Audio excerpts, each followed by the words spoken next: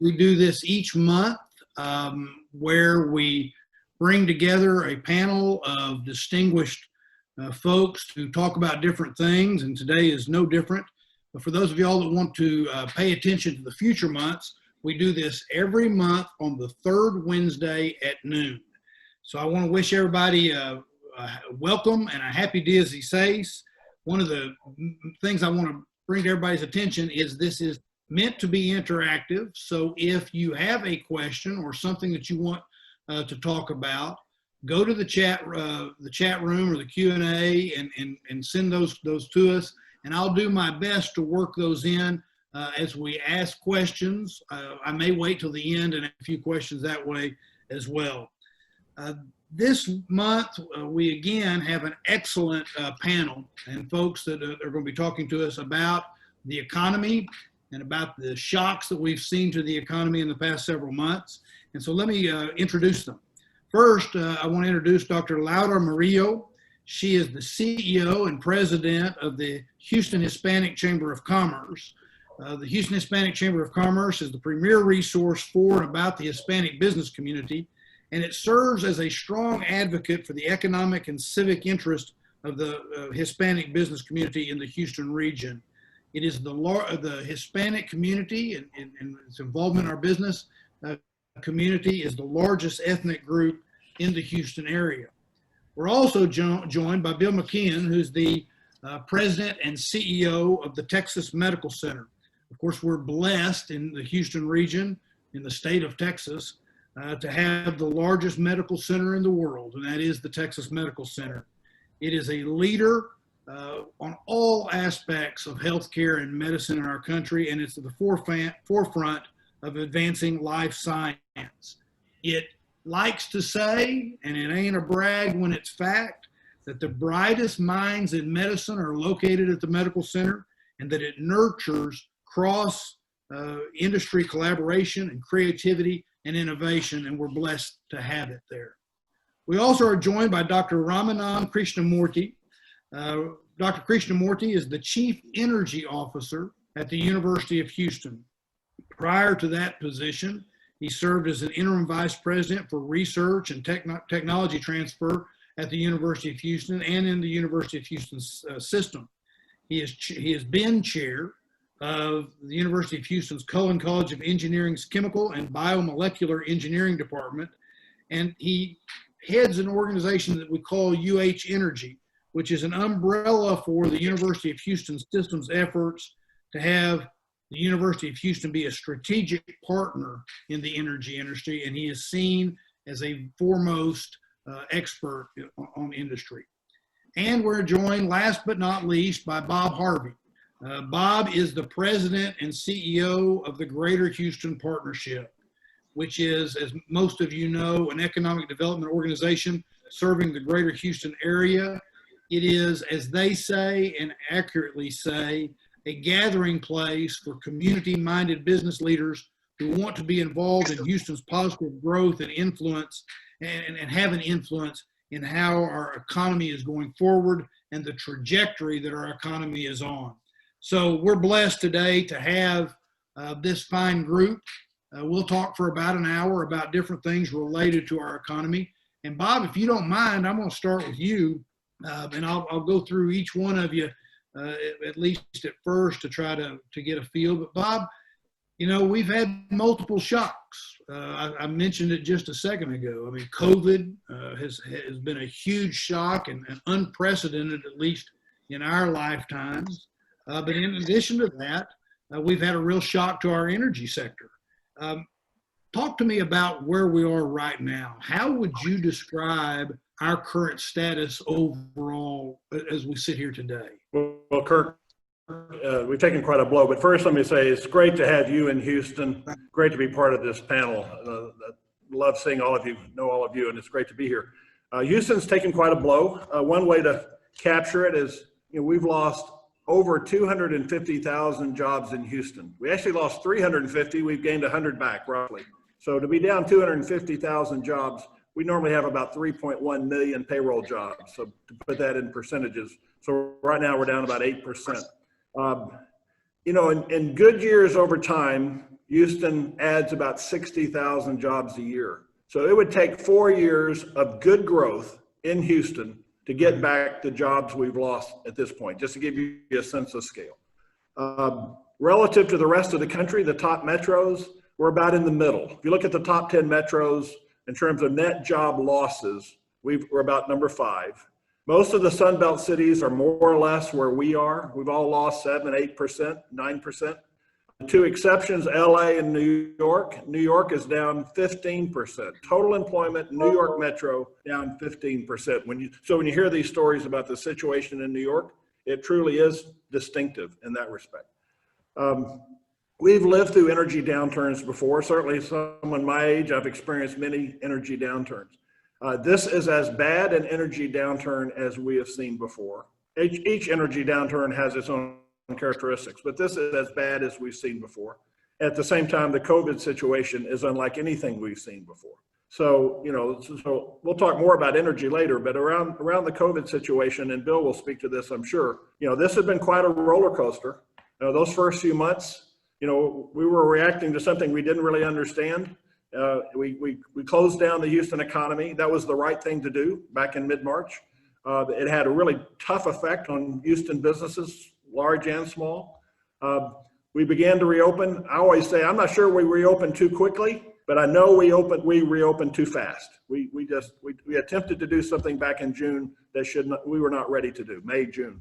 We've now gotten it back under some semblance of control. So I think now the discussion of reopening is on the table. It's back on the table. It should be on the table because, again, the impact on our economy is such that we all have to come together and say managing COVID safely is number 1, but number 1B is rebuilding our economy because we've dug a deep hole here. Yeah. Well, let me follow up with you on that because while that is a good description of where we are today, it's also one that's kind of, we got a long way to go. It's an important one. And you at the Houston Hispanic Chamber, you all represent, as I indicated in my introductory remarks, Hispanics are the largest ethnic group in the Houston area, making up almost 44% of the Harris County population, and about 38% of the small business owners in the metropolitan area are Hispanic. So focus on that for a minute and help us understand how you see us right now from an overall perspective in the Hispanic community and in that small business sector. Well, Senator, thank you for the invitation, and certainly honored to be among these guests. The Hispanic community has taken a great hit, and as you all know, a disproportionate hit in terms of those impacted negatively by COVID, by loss of jobs and businesses. I'd like to start by thanking our local, county, and state officials who really have done their best to keep us safe and at the same time doing their best to try to get the economy back on track. I do believe, and we believe at the Hispanic Chamber of Commerce, that those two things need to go hand in hand. You can't do one without the other. The other very important message that we gave to those who were inclined to listen, Senator, was that we needed local control in making these decisions. Houston is not Dallas, is not Austin, is not El Paso. It's Houston. We are unique. Hispanics represent over 100,000 small businesses. We want to thank you all for working with us and putting together the survey, which garnered a lot of information in terms of those small businesses. I think the other important and certainly an issue that must be brought to light is that Hispanics serve, for the most part, as essential workers. They're the ones in the grocery stores. They're the ones that can't afford to work from home. We have a large percentage of people who are out there making sure we get those essential goods and services addressed. And so we have a double whammy among Hispanics. Is the need to make sure that our businesses receive the financial support that they need to receive, whether it was with PPP or other. Our thanks again to the city and counties who stepped forward and provided opportunities for these small businesses to receive grants. As you know, many of them, unfortunately, did not receive funding from PPP because many of them did not apply. They were intimidated. They didn't have the lawyers. They didn't have the accountants. They didn't know where to begin. And they missed that round of financial support. So it's a big, big issue.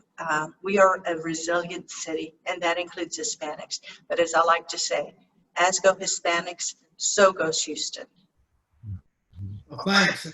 And by the way, I appreciate you referencing the work that the hobby school, Dr. Pablo Pinto and others did working with the Hispanic Chamber on the survey so that we could find out more. I thought that was a good, find out more about what was actually happening. And we may talk about some of the specific findings in that later. So thank you for participating with us in that.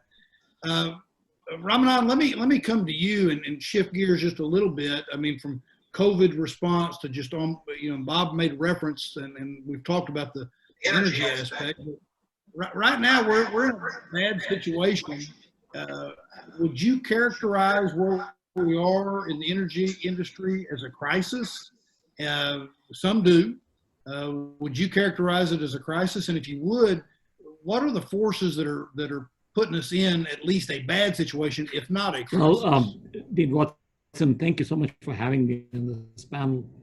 And to my fellow panelists, pleasure being here. Laura, I think you got the memo that it's red. Red is Houston's colors. So thank you for that. It's when you put it in context of where we were, November, December, the U.S. energy market was the world leader. We had become the largest producer of energy worldwide. And who was dominating that? It was Texas, it was Houston. We had seen a tremendous growth from 2014 onwards for the energy industry in terms of oil and gas production. We were a net exporter. From that point onwards, end of February, we had the Saudi Arabian and Russian sort of coup, if you will, against the oil and gas industry. Then you had the pandemic hit, and then the economic slowdown. And these three factors is absolutely a truly unique situation. There has been nothing in our past that has ever prepared us for this. And usually, even though we think of it as a monolith, always has factors there that come back and recover faster. For instance, when oil and gas production goes down, the chemical side and refining side goes up. And so there's a balance. And so the energy industry, say, never ever tanks the way it has tanked this time. And that's led nationally to about 130,000 jobs being lost. That's a 15% job loss in the oil and gas sector. Yeah. Texas has lost 40,000 jobs plus, and Houston has lost over 20,000 jobs in the oil and gas sector. And there are social changes that are going on that are pushing the energy sector even farther. And so crisis doesn't start to describe where we are with the energy industry. It is remarkable that they are staying afloat and are still getting us the valuable product that we need to move on with the recovery, the economic recovery for the state, the country, and the world. And so I think it's a unique point in time. It's a place from where I think there are some significant upsides if you would take the long game. If you look at the short game, it's that you only see dark clouds. But there's certainly a silver lining, and we'll come back to that as we talk. We will. Well, thanks for that in-depth analysis of what are the forces that are causing this, including, like you say, it's almost a perfect storm, isn't it? I mean, the various different aspects of that. Bill, let me come to you and ask you, as you look back over the last few months, of course, the medical center has been at the heart of a public health crisis that's had a big impact on our community. But also, the medical center is a place we all turn to in times of crises and in times of public health issues, because to some of us, you feel like home base because you're a place with all the smart people that you have and the innovation. Can you describe for the folks that are listening on this how you at the medical center have worked with the business community and the community at large, but the business community specifically during this pandemic, during this time of crisis, to help lead us as we go through this?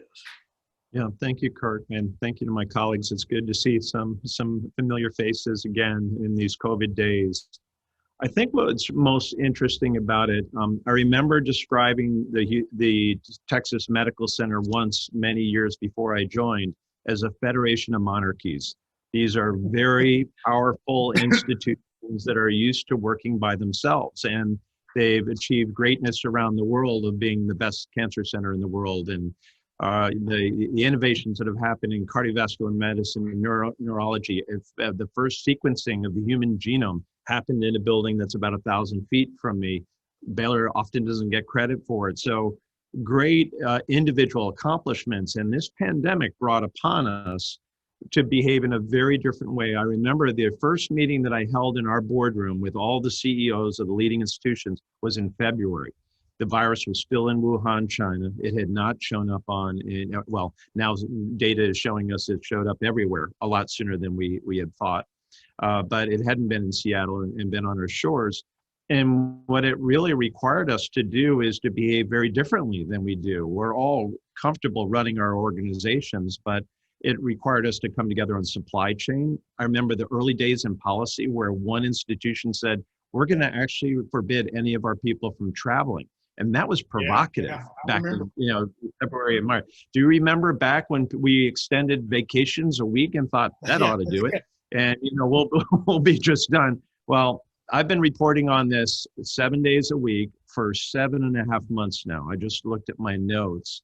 And a lot of times I harass many of you at early morning text messages, and often people ask, why do I get it at 2 o'clock, 3 o'clock, 4 o'clock in the morning? And it's usually the state data that we're waiting from, which we've all read in the press, have had their challenges.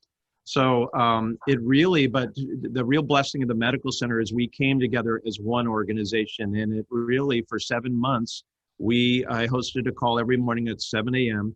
and not a single CEO was absent from those calls. And that's how critical we saw this pandemic coming, and really how ill-prepared we were as a country. We were, from a supply chain standpoint, the fact that it's a novel virus, meaning new. We didn't know how terrible this virus was. We were seeing the early indications of it, but out of China, a lot of the data we didn't trust or weren't sure if we could trust. And so we had completely learned to operate in a very different behavior. We were now competing. We're such a large purchaser of goods, or the largest provider of care in the world, and one campus. So we pulled together and we started purchasing and actually beating out countries for supplies that were coming out of Asia. And so it was really a new day for the Texas Medical Center. I think it's one of our proudest moments in our 75-year history, because we realized two things. One, none of us could approach this by ourselves. We needed each other. There were times when some of our hospitals were short of supply, and having real-time visibility, we'd shift supplies over to Ben Taub, for example, when they ran low. And we've done those things in hurricanes, but nothing like we've seen today. We, in the march up, as Bob mentioned before, this was really a tale of two surges. The early one in March, and I remember very unpopular discussions with civic leaders about shutting down the rodeo, another treasure of Houston. And we now look back and are thankful. We think we've saved tens of thousands of lives by doing that, as what you saw happen in Mardi Gras in New Orleans. So I think it's been a great coming together of the medical center in ways that we never really imagined before. And we continue still 2 days a week. I tested it recently and said, let's shut this down. And maybe we do once a week. Maybe we just do this once every 2 weeks. And it was unanimous. Absolutely not. We have schools reopening. We're looking forward to bringing businesses back. We watch these numbers very carefully. So we're really excited for the future. We think it's going to be a slow roll into this fall, and continue to be concerned about the numbers. We're not at the point where New York City is, which is positivity rate below 1%. Even at the medical center, we're 3.5% or 3.9%. City of Houston, 6%. And as my esteemed colleague pointed out, the Latinx community has suffered fivefold what other communities have suffered. They are on the front line. So when we talk about frontline workers, they often just think about healthcare workers. These are the people that keep this city alive and going, and the vulnerabilities that they face is really troubling. So I'm hoping that we continue to see these numbers go in a positive direction. Well, thanks for that. And yeah, it's interesting to kind of revisit some of the past decisions. And at the time, who would have known we'd still be having the discussion we're having today? And I jokingly point out that the lease I did on my townhouse when I decided to come and take this job in Houston, I really thought I was smart putting that off till July 1st. I really thought I'd cut a fat hog in terms of negotiating that deal. But live and learn, right? Right. Bob, let me come back to you. And I want to follow up on part of what Bill was just saying, and that is how the collaboration and cooperation, particularly as he mentioned, as we head into this fall and we look at, we're seeing more and more types of reopening. We're seeing different things happen. I see where with college football, doing things with college football, and apparently we're now having pickup games because it looks like U of H is going to play Baylor this weekend, which is going to be fun for me. But talk a little bit about, from your perspective, the cooperation in the business community as we've started that process and what you see. You even did a survey of some of your members with regard to reopening. Talk a little bit about that. Yeah, I will. Hey, Kirk, and I'll go back in time again to that week in March. March 9th, I received a number of calls from leaders at the medical center. Clearly, Bill, you must have had a conversation that morning that said, unleash the dogs. And we happened to have our executive committee meeting that Wednesday, the 11th. We normally would have it a week later, but spring break was the following week. And so between Monday morning and Wednesday morning, the partnership spent time with the medical center leadership, absolutely agreed with the medical center that we would have to move quickly, and communicated that to our elected leadership. And by the way I think of the partnership is we're a partner with, but a kind of a counterpart, right? We have our elected leadership, and then we have our private leadership, nonprofit, for-profit. And the beauty of Houston is that the partnership, all those private components sit down at a table together and talk about what's needed for Houston. And then we can take that message in one voice to our elected leadership and have a conversation. So that's what happened Wednesday. And of course, we had our first locally transmitted case, and the decision Wednesday afternoon of that week, the 11th, was to shut the rodeo. And we've been working with Bill and the medical center leadership ever since, through all these twists and turns. So let me bring us to the present. So just as Bill said, the COVID stats in Houston are better, far better than they were just a couple months ago. Just as recently as a month ago, the stance of the partnership was we shouldn't be talking about any degree of reopening yet in Houston. The stats a month ago didn't support that. What we were saying was, and would still say, reopening schools for in-person instruction should be our collective #1 goal in Houston.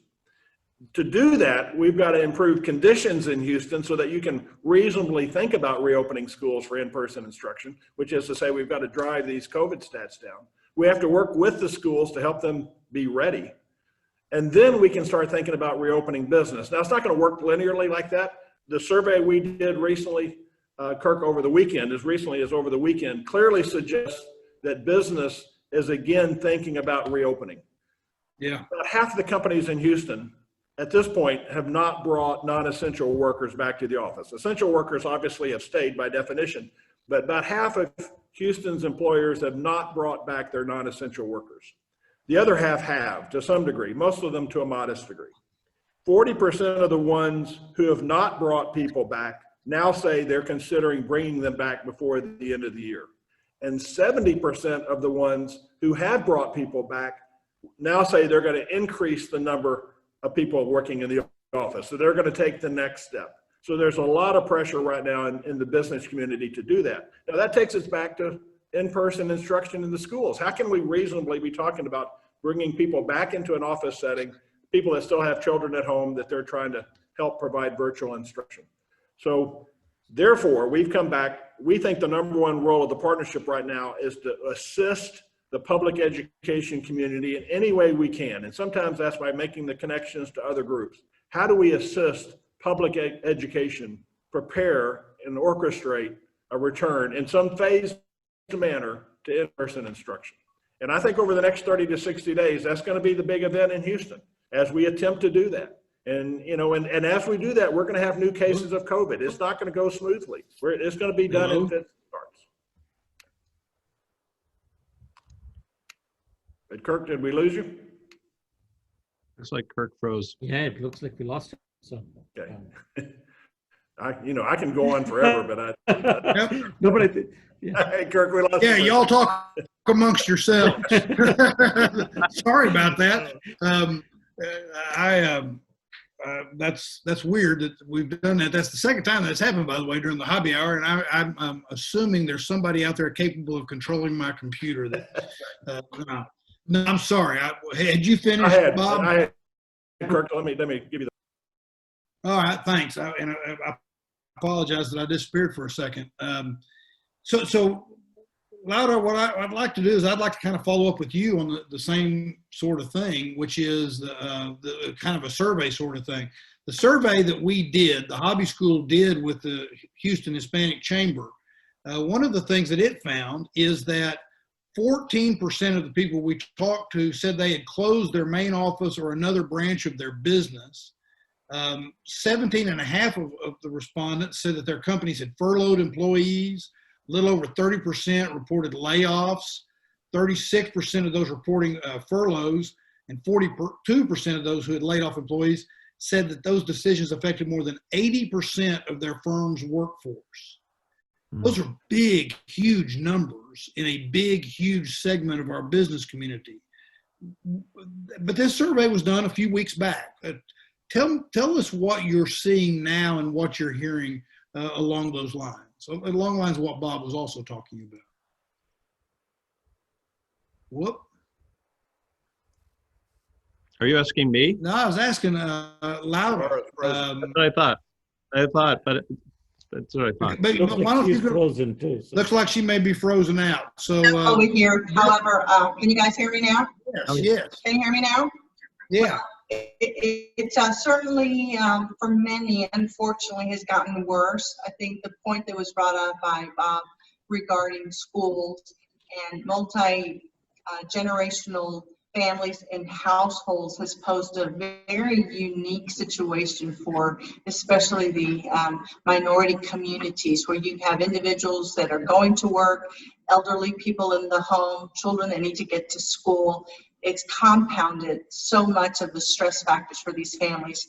And when you start to think about it, small business as it relates to small businesses, 42% of all small businesses are Hispanic owned. When you think about the economy, $4 billion per year, and it's billion with a B, is spent by Hispanics in Houston. And so we've got a real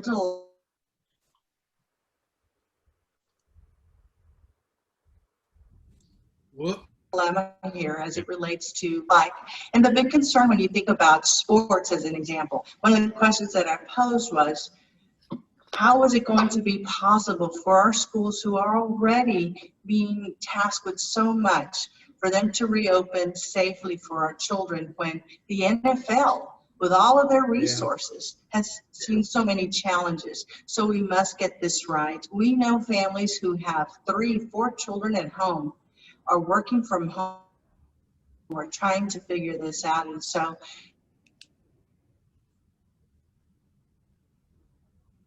and once again, going back to our elected officials, is local control is going to be so very important. And the strike.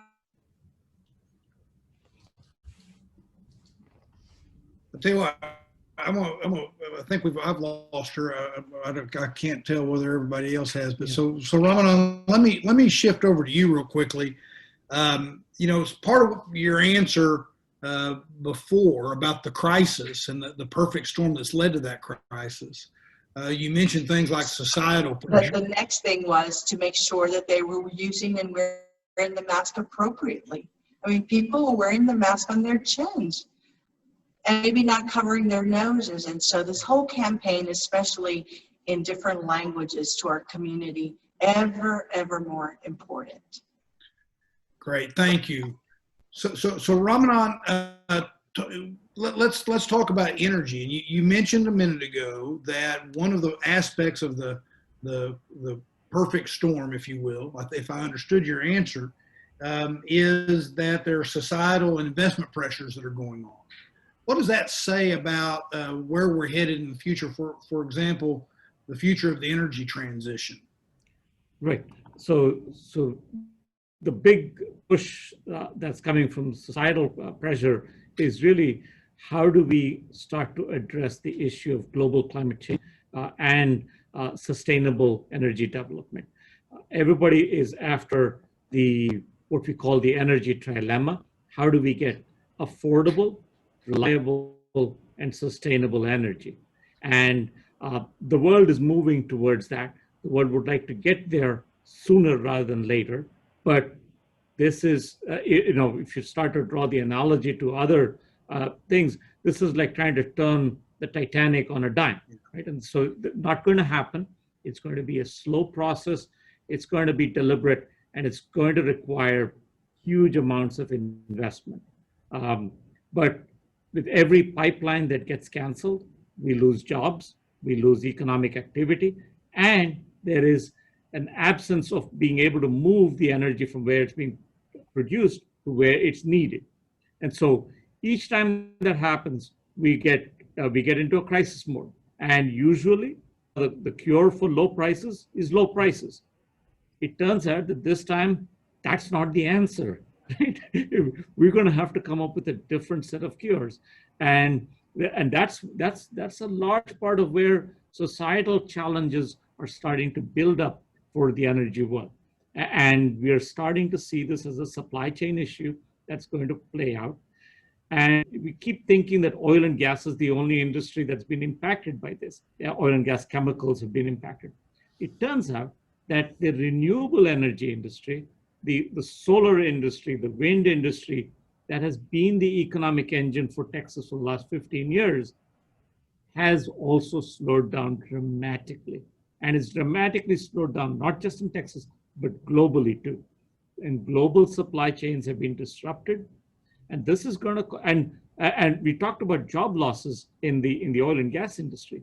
We've seen a similar type of job loss situation in the renewable energy. A third of the jobs in the renewable energy world are gone in the United States. That tells you that this is a place where we kept thinking that if oil and gas is in trouble, the renewable energy will pick it up and we will get to the energy transition happening faster. But with the loss of liquidity, the increasing in the societal pressures, and the suddenness of this whole impact of the pandemic, we are going to see a much slower energy transition to renewables. But that also means that there are things that are going to be put to use. And this is where I said there's a silver lining for Houston. All of that steel in the ground that we've got up and down the ship channel along the Gulf Coast is going to find new life. And the focus not being on the fact that they use oil and gas, but the focus is going to be how do we remove the emissions that cause the problem. And this is going to come back to how we get to sustainable energy development. And this is going to let Houston and the Gulf Coast become the sustainable energy capital of the world. We've been called the energy capital for a long time. This is going to be an opportunity for us to really capture the title of being the sustainable energy capital. And that's because we have a fantastic workforce here.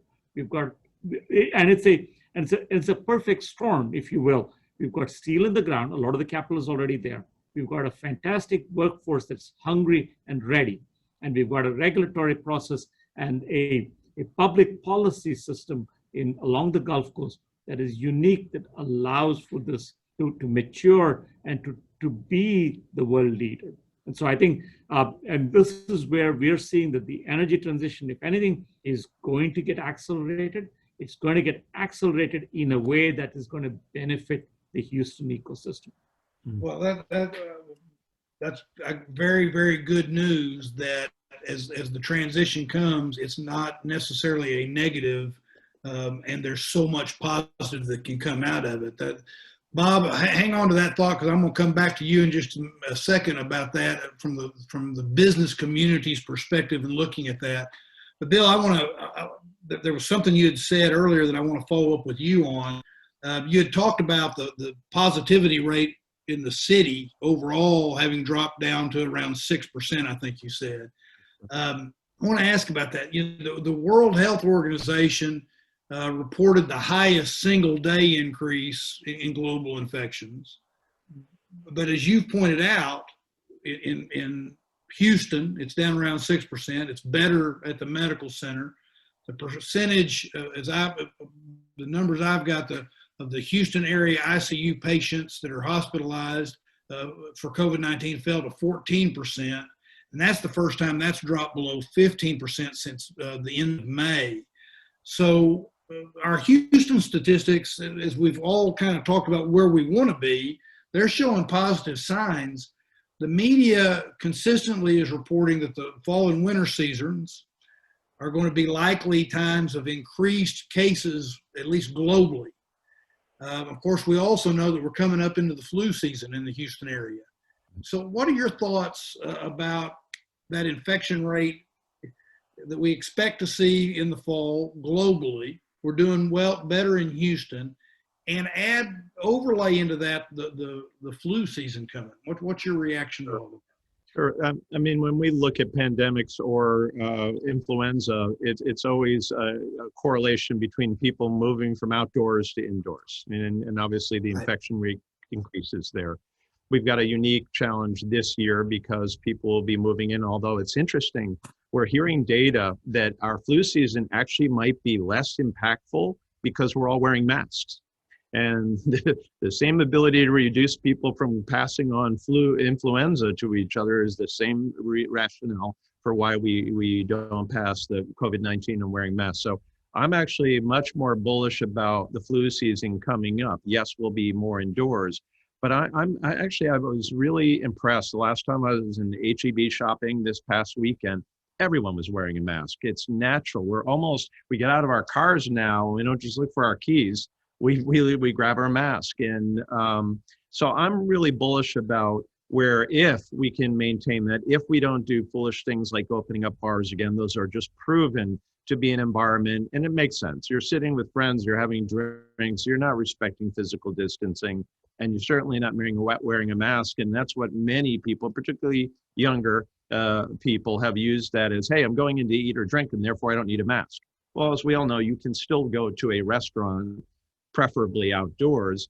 There's interesting data that people that have been COVID positive, the CDC just came out with this, are twice as likely to have been in a restaurant.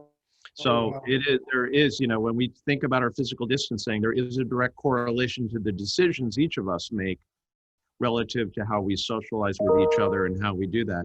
I've been impressed on a number of restaurants that I've seen have done a really great job. Others have done terrible jobs and are really a bar posing as a place that serves food, because they've learned the loophole. If 50% of your receipts are food, you're not a bar. But I'm actually very bullish. I think if we continue to keep the mask wearing and distancing in play as part of our natural fabric throughout the remainder of this year, I think we're going to have a lower flu season. I think we're going to see these numbers continuing to drop down. And we'll get within the key things, which is we want our positivity rate well below 5%. We want the number of cases to get below 200. I think we're probably around 500, even the state's still reporting up at 900. Those are old cases. And I think our R value is already now, we're 8 days into our 14-day goal of having it below 1.0. So those are the three dials that we look at that are very positive for our city. And I just hope people continue with their vigilance, because we've seen so many cities and countries think they had it beat when they got around 4%, and they changed everything. and reopening. And I don't think businesses, I think Bob's done an outstanding job of educating the businesses. I don't think that, I'm in my office right now, but we have standards here that, we don't meet in conference rooms anymore, and we put on masks when we're near each other, and we're 6 feet apart always. So I think we can still reopen businesses and not see, we'll see more cases, as Bob said, but we will not see it at the numbers of others if we maintain our mask and distancing.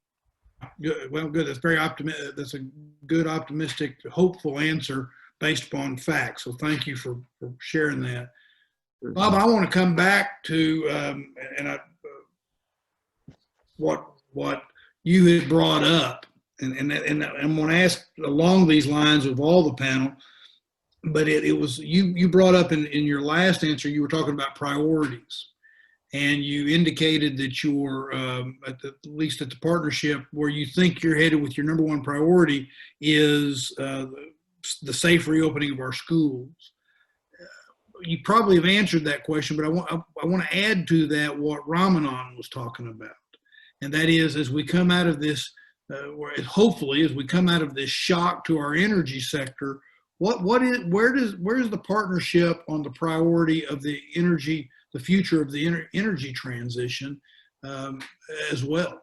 Yeah, moving away from the COVID situation, which is very, very tactical, right? We're dealing with issues day to day, week to week. Strategically, is how do we reorient our economy? And I agreed with everything Ramanan said a minute ago about this is a kind of once in a lifetime repositioning of energy globally from being traditionally fossil fuel to being now heavily renewables based. So we put that first, and we talked about the energy transition. That was the theme of our annual meeting this year. Bobby Tudor is our chair. We couldn't ask for a better chair to articulate this shift, because when Bobby says it, people realize that's the oil and gas industry saying it. That's a big shift when he can talk about this. We've had some wins there, Greentown Labs, which is arguably, maybe not even arguably, the best accelerator for clean tech in the country, organized in Boston. And kind of frankly, when we first started talking to them, they had a very anti-Houston. It's kind of like, wait a minute, we have positioned you as the enemy. Yeah. I'm not sure I want to be seen with you. And now they've announced that their next location outside of Boston, the first move outside of Boston, is going to be here. Yeah. Well, of course that makes sense. We have the energy expertise here. It's not limited to oil and gas. We understand all aspects of energy production, distribution, commercialization, finance. All those skill sets are here. So we have to reorient that skill set.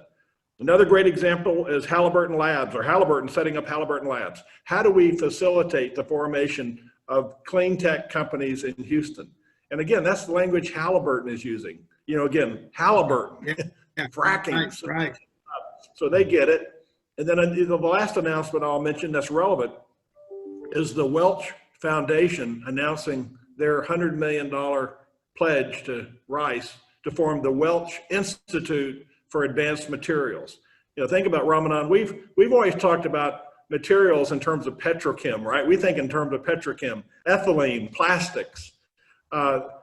We need to make this move. It's not just from plastics to a circular economy. I think we need to start making the move all the way to seeing ourselves as experts in materials, whether it's materials for energy storage, materials for our next electronic device, it's materials in our cars and other products. So number one is that. I'll just say with Bill here, he knows. Number two is how do we position Houston as a life science leader? We're already a leader in clinical, we're a leader in research, we're a leader in education. How do we do commercial? That's Bill's area. That's the partnership, telling to the medical center, hey, we're aligned here. Whatever we can do together to build life science. And then number three, in that respect, energy transition, life science commercialization, and then building on Houston's strengths. We're a global transportation hub. We're a manufacturing city. We still have a great workforce, a great business climate. So how do we help all those other facets of the Houston economy also transition? And as Laura was saying, it's got to have a small business component. It can't just be big business, not with so much of our employment really being in the small business sector. So, I'm optimistic, even though I don't understate the degree of challenge. Houston is going to spend the next 10 years, starting tomorrow, repositioning itself for a new global economy. And we should acknowledge that the strengths for the last 100 years, starting at Spindletop, you know, don't carry over into this next era. So we have to rebuild, reposition Houston for this next period. And Kirk, could I add on to that? Please, please. One of the things that we've been working behind the scenes, and when often people talk about the medical center, they almost kind of stop after COVID and think that's where we begin and end, and I assure you it's not.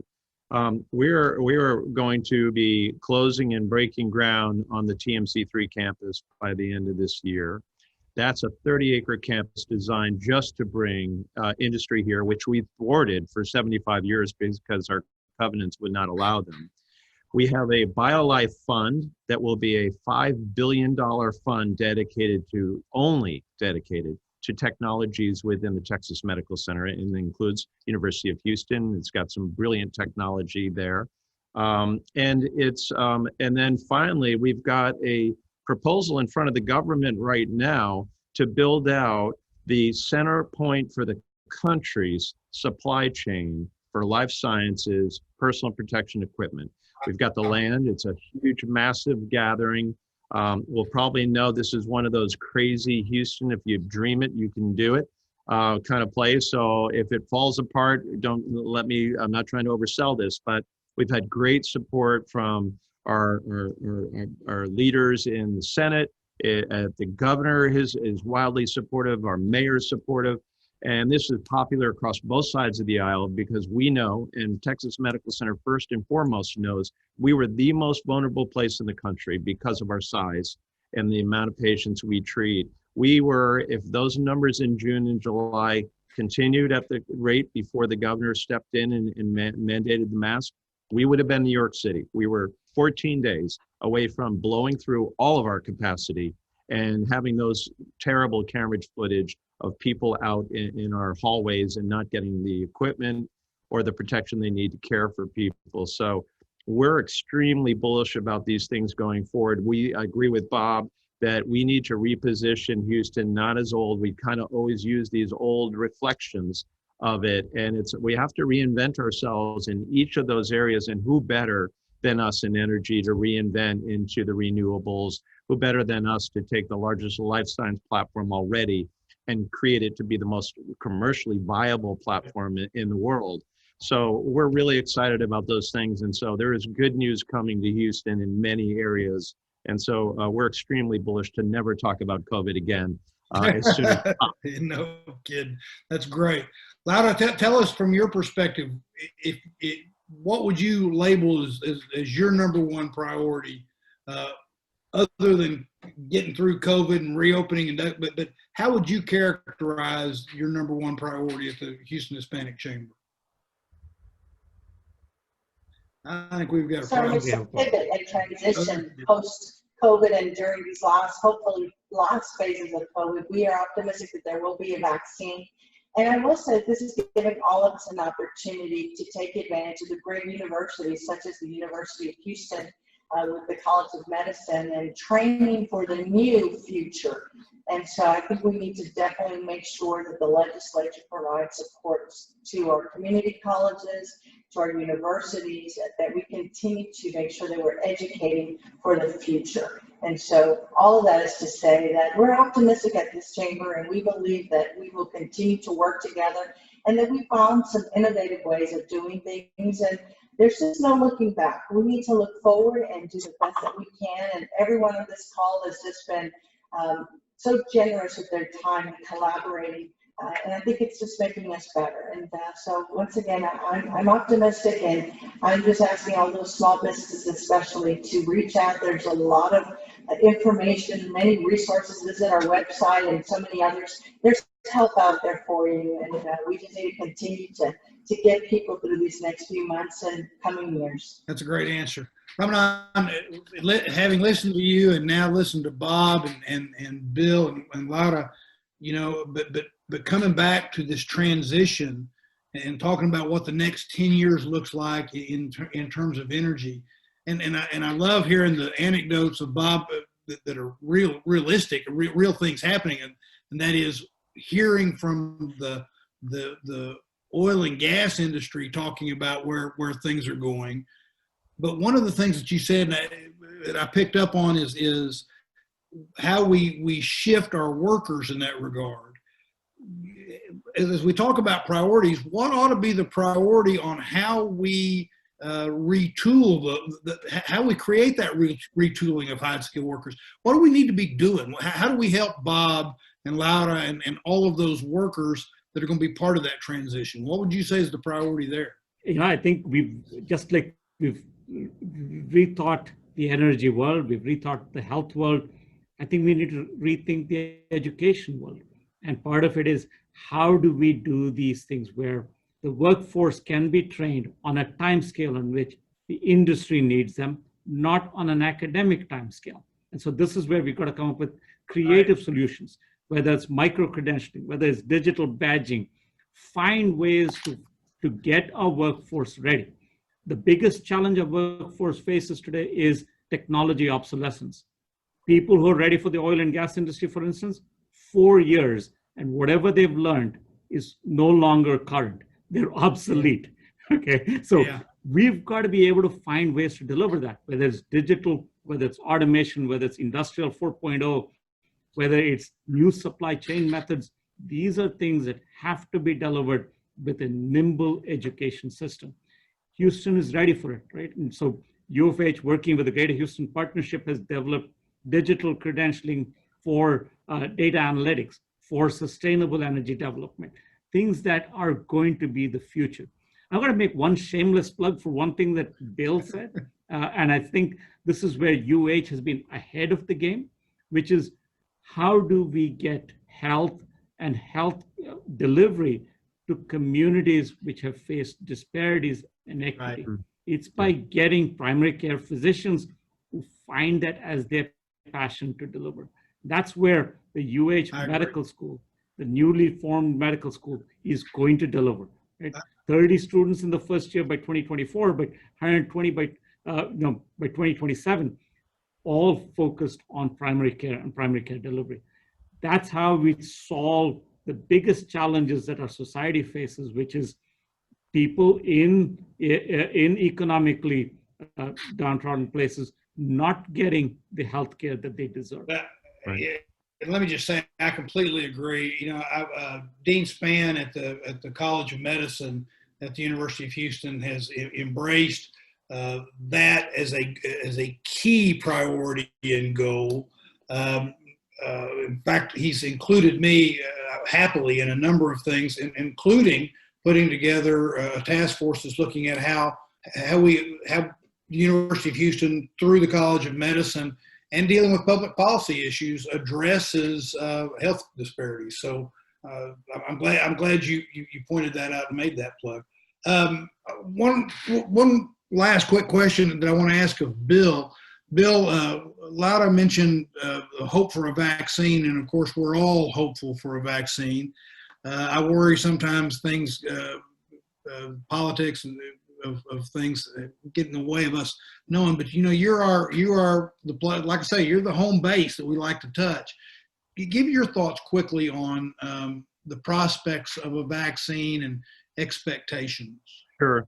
And this is always an unpopular answer, because depending on who's at the pulpit and what they're trying to convince people of, but if this is one thing that you never want to shortchange the process of phase 3 clinical trials, are their fundamentals. We've learned so much about vaccines that the time, even though we're all desperately looking for a vaccine, I think two things people should remember. One, vaccines are not they arrive and suddenly everything's gone. Vaccines, as you know, don't always hit the full population that receive it. We know that these vaccines, the many that are in development, will require two shots. It's not a one and done like you've had in past shots. And realistically, even though this is debated hotly at the White House, I think if you asked all of our leaders that are experts in vaccine development, by summertime, we think by summertime, you're going to start seeing them more available. Now, there'll be events where someone will show up and say, we delivered 3 or 4, or we did 5,000 in a particular town, and we've checked that box. But realistically, when you think about these trials, now remember, even in phase 3, you're going through that if you're getting a placebo or you're getting the real thing. So that's a difficult thing. Hugely important for us to have great diversity. And that's been a problem in the trials to date, have not had proper representation of the Latinx and African American communities. And so that's really essential to doing proper vaccine development. So I would love more than anything to say it's going to be here this fall and we're just going to be all lighting up. I just think realistically, it's probably more likely that we'll see it readily available for our communities by summertime. Summer of next year. Next year, yes. Got it. Well, like I say, the medical center and you are home base, and so we appreciate your candor and the way you approach that answer. This has been a great panel. I'm sorry we only have an hour because I've got lots of things that I would love to ask about. But Bill, thank you. Lara, thank you for being on this. Bob, Ramanan, I want to thank all of you for giving your time to the Hobby Hour and being a part of this. But I also want to thank each of you for what you do in the community. The expertise and the passion that you bring to our community is really spectacular. And so thank you on behalf of the Hobby Hour, the Hobby School of Public Affairs, and the University of Houston. I want to let everybody know that October 21st at noon will be the next Hobby Hour. We will have a wonderful panel there too. And of course, keep in mind, that's the middle of early vote, and it's about 2 weeks before Election Day. So we're going to talk about the lead up, what's going on in the lead up to Election Day from top to bottom. And let me tell you who the panel will be. Aaron Haynes, who is the editor at large for the relatively new nonprofit, nonpartisan newsroom called The 19th. The 19th, which you can learn more about at www.19thnews.org. As I indicated, it's a newsroom that reports on gender, reports on politics and policy. Erin's an award-winning journalist with 2 decades of experience. She's been a national writer on race for the Associated Press, and she's reported for the LA Times and the Washington Post. She'll be joined by Dr. Mark Jones, who Houstonians know as a senior research fellow at the Harvey School of Public Affairs, and he's the fellow in political science at the Baker Institute at Rice University. He's also the Joseph D. Jamel Chair in Latin American Studies and a professor at Rice. A third panelist will be Ross Ramsey of the Texas Tribune. Ross is the executive editor and he's a co-founder of the Tribune, which is a member-supported digital journalism platform covering policy, politics, and government. I've known Ross a long time where he's worn different hats, including being in government, being a reporter for others besides the Tribune, and I'm glad he's joining us. And finally, our fourth panelist, last but not least for certain, is Emily Ramshaw. Emily is the co-founder and the CEO of the 19th. She was previously editor-in-chief of the Texas Tribune, and she's on the board of the Pulitzer Prize. So I think we've got a great panel to talk about the upcoming election. And I hope that you will join me again on October 21st at noon. But with that, let me say thanks again to our panel and to all of you paying attention. Pay attention to what that panel said and wear your mask. Thank you all. Good to be with you. Thank you, Kurt. Thank you, Kurt. Bye-bye.